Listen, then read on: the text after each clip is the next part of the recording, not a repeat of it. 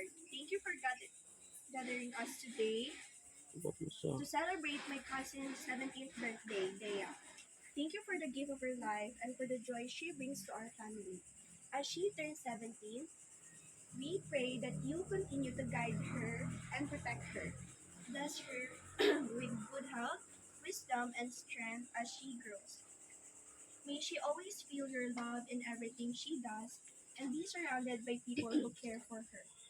We also thank you, Lord, for the food we are about to receive tonight and bless the hands that prepared it. May this meal nourish our bodies.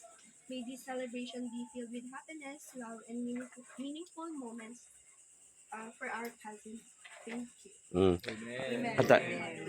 Amen. Kantara happy birthday rin. Happy Over na. birthday to you. Today. Happy birthday to you.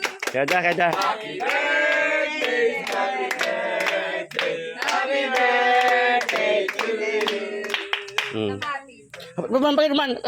Happy birthday to you. Happy birthday to you. Happy birthday, happy birthday, happy birthday, then. God bless, God health, and enjoy life. Sige ran. Wish to. Wish to.